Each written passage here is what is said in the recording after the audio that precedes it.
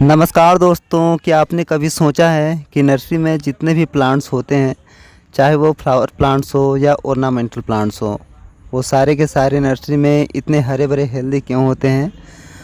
आपने भी अक्सर नोटिस किया होगा, जब आप नर्सरी से हेल्दी प्लांट्स खरीद कर घर लाते हैं तो वो पहले जैसे हेल्दी नहीं होते हैं। उनके पत्तों का पीला पड़कर झड़ना, अच्छी ग्रोथ ना करना, फ्लावर प्रोड्यूस न करना जैसी समस्याएं आने लगती हैं। जबकि नर्सरी में ऐसा कुछ भी नहीं होता, सारे प्लांट्स हेल्दी होते हैं, फोलिएज भी अच्छी होती है और फ्लावरिंग भी अच्छी हो रही होती है। तो आज की इस वीडियो में हम इसी टॉपिक को समझेंगे कि आखिर ऐसा क्यों होता है, इस पर क्या किया जा सकता है। देखिए, मेरे पास बीच बीच में ऐसे कमेंट्स आते रहते हैं कि हमने जब नर्सरी से पौधा लाया था तो वो काफ़ी हरा भरा था, हेल्दी था और फूल भी अच्छे आ रहे थे, लेकिन अब ऐसा नहीं हो रहा है, पत्ते भी नहीं टिक पा रहे हैं। तो दोस्तों, ये सब सिर्फ आपके साथ ही नहीं होता, इसे सब ने ही फेस किया ही होगा। दोस्तों, नर्सरी में आप जितने भी पौधे देखते हैं वो सारे आपस में ही सटे सटे रखे होते हैं। इस वजह से वहाँ का टेम्परेचर बढ़ नहीं पाता है, मेंटेन रहता है। और सभी पौधे डायरेक्ट ज़मीन में ही रखे होते हैं, चाहे वो ज़मीन पूरी तरह से कच्ची हो या पक्की हो, इससे ज़्यादा फर्क नहीं पड़ता है। ज़मीन में सटा कर रखे पौधे बहुत हेल्दी ग्रोथ करते हैं।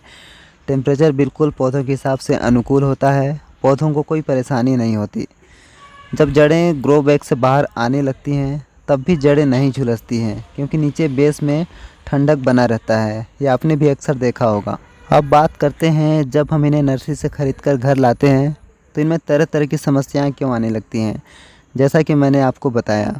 तो दोस्तों, जब हम इन्हें ख़रीद कर घर लाते हैं तो हमारे घर के टेम्परेचर में और नर्सरी के टेम्परेचर में 19-20 का फ़र्क आ ही जाता है। नर्सरी में पौधे सटे सटे रखे होने की वजह से वहाँ का टेम्परेचर कुछ और होता है, और जब हम इन्हें घर में लाकर रखते हैं, पौधे कम होने की वजह से घर का टेम्परेचर कुछ और होता है।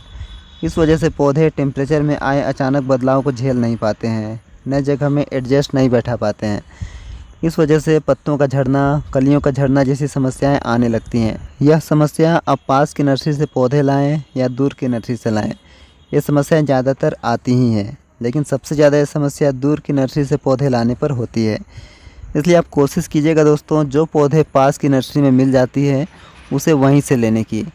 ऐसा करने से ये सब समस्याएं पूरी तरह से ख़त्म नहीं होंगी, लेकिन कुछ हद तक ज़रूर कम हो जाएंगी। अब बात करते हैं दोस्तों, नर्सरी से पौधे लाने के बाद आपको क्या करना है। आपको यहाँ ज़्यादा कुछ नहीं करना है, आपको बस लाकर उसे नम वाली जगह पर 2 से 3 दिनों के लिए रख देना है। आप उसे ऐसी जगह पर रख सकते हैं जहाँ पर कोई बड़ा पौधा लगा हो, उसके नीचे आप उसे रख सकते हैं। यानी आपको उसे ठंडे वाली जगह पर रखने की कोशिश करनी है, गर्मी से आपको बचाना है। आपको उसे नर्सरी से लाकर तत्काल उसकी रिपोर्टिंग नहीं करनी है। ऐसा करने पर उसका स्ट्रेस कुछ हद तक ज़रूर कम हो जाएगा। उसके बाद आप 2 से 3 दिनों के बाद उसकी रिपोर्टिंग कीजिए। इससे वो बहुत ही आसानी से नई मीडिया में, नए पॉट में ढल जाएगा। अगर ऐसा करने पर भी पत्ते पीले होते हैं, झड़ते हैं और कलियां भी खिलने से पहले ही गिर जाती हैं, तो यहाँ पर आपको कुछ नहीं करना है, टेंशन नहीं लेना है।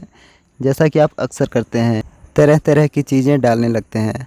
आप उसे कुछ दिनों का समय दीजिए उसे नए जगह में ढलने में। इसके बाद आप खुद देखेंगे कि आपका पौधा ग्रोथ पर आ गया है। नर्सरी से पौधे लाने के अगले 2 से 3 दिनों में आप मिट्टी की तैयारी कर सकते हैं, जैसे मिट्टी को सुखाकर बारीक करना, उसे छानना। इसी तरह खाद वगैरह को भी, जो भी मीडिया रिपोर्टिंग में यूज होता है, उसे आप सुखाकर आपस में अच्छे रेशे में मिक्स करके रेडी रखिए। इसके अलावा गमलों को कलर करना जैसे भी छोटे छोटे काम होते हैं, सबको आप करके फुर्सत हो जाइए। इसके बाद 2 से 3 दिनों के बाद आप उसे अच्छे से रिपोर्ट कीजिए।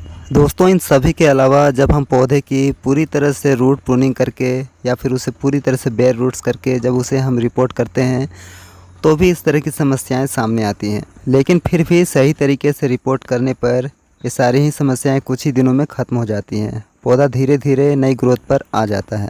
तो दोस्तों, मैं उम्मीद करूंगा यह वीडियो ज़रूर ही आपको यूजफुल और इन्फॉर्मेशनल लगा होगा।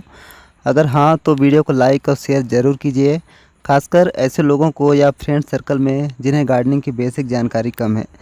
चैनल को ज़रूर सब्सक्राइब कीजिएगा और नई वीडियो के बारे में पता लगता रहे, इसके लिए बेल आइकन को भी ज़रूर ऑन कर लें। Thanks for watching this video.